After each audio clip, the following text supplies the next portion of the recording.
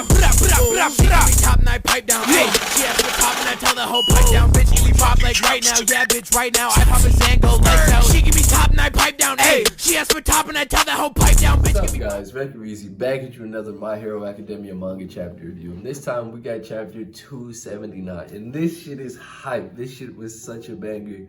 Oh man, I feel like I tell you guys all the time, whenever Horikoshi has like a little break or whatever, he has to take a week off or whatever the case is, he always comes back and he delivers, and this time was no exception. So let's just hop right into it. So we pick up with where we left off, like what, 2 weeks ago now, with our young heroes, Momo leading the charge, trying to put together like this makeshift plan.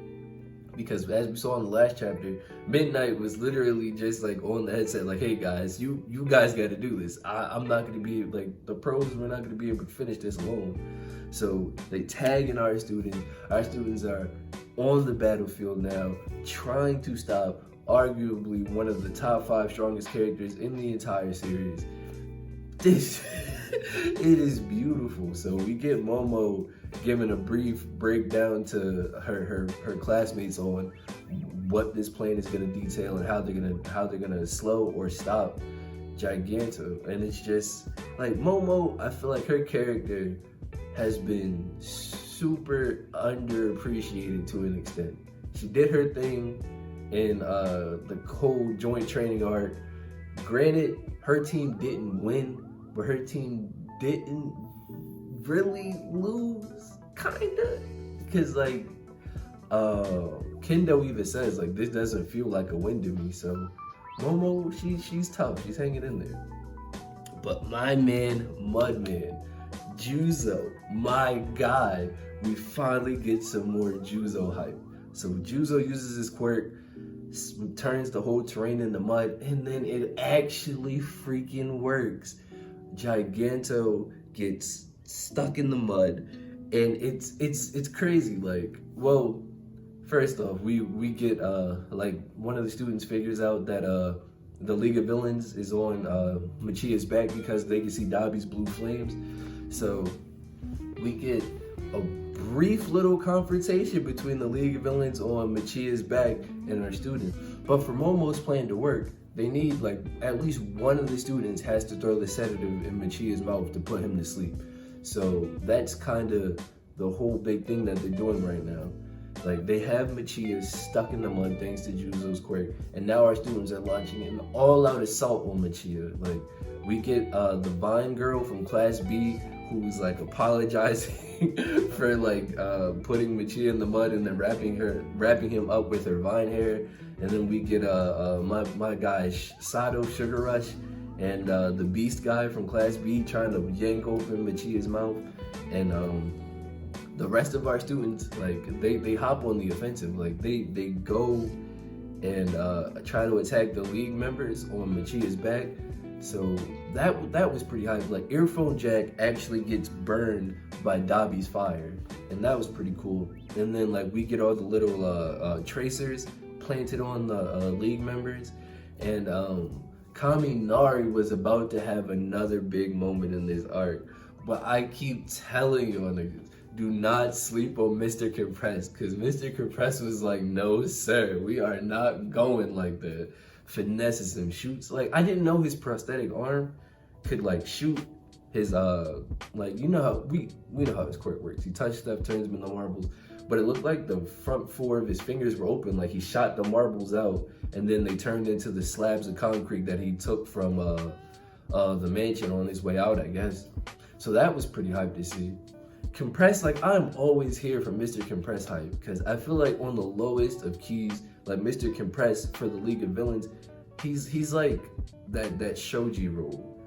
And what do I mean by that? It's like Mr. Compress, he does like the dirty work for the team. Like, he gets the mission done. He just doesn't get all the fame or the hype or the community recognition that some of the other League members get. But Mr. Compress, like, that's a guy you want on your team. That guy is solid. All right, and now, like, our students have Michia, like, pinned down for the most part. He starts to stand back up, but Momo is like, nah, no sir, not today. They have explosives under the mud boom goes the dynamite. Michiya sinks even deeper into the mud, and it's looking like our young heroes are about to pull this off, but no. Michiya starts using those hacks quirks of his. He starts using super breath, like on some Superman kind of shit. Just just blowing everybody away. And everybody's just like, yo, this guy's breath is horrible. I can only imagine how foul that air must smell, like all that wind pressure coming out because this guy's just blowing on everybody.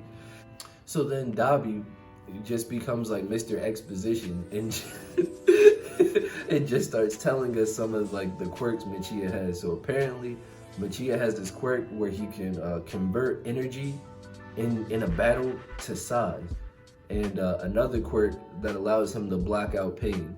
But as I always say in these chapter reviews, guys, take those words with a grain of salt because we gotta wait till Sunday till the official Viz translations come out to see if those are exactly what they meant, because that's pretty cool. Michiya has a quirk that blocks out pain, like, and Dabi even says it, like, this guy's the perfect bodyguard. So that was pretty tight. But one thing I forgot to mention earlier, and that I need to address because we're starting to get toward the end of the chapter, is the giant like death flag Horikoshi just casually planted on Mina. Because toward the beginning of the chapter, when Momo's giving her briefing, Mineta's like, is like, Miss Midnight okay? And Mina chimes in and she says like, don't worry, everything's gonna be all right. After all this, we're all gonna be back in class. And then like the panel has her like with a smile, and then like that, just like, you don't have a character say some shit like that, have their face in like a nice little panel smiling saying, yeah, don't worry, after all this, we're gonna be back in class like nothing ever happened. No.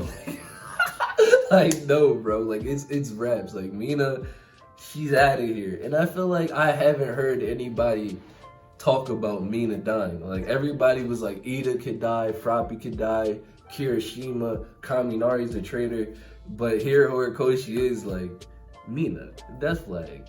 And it's just like, no, not, and it makes so much sense because she's always the one smiling.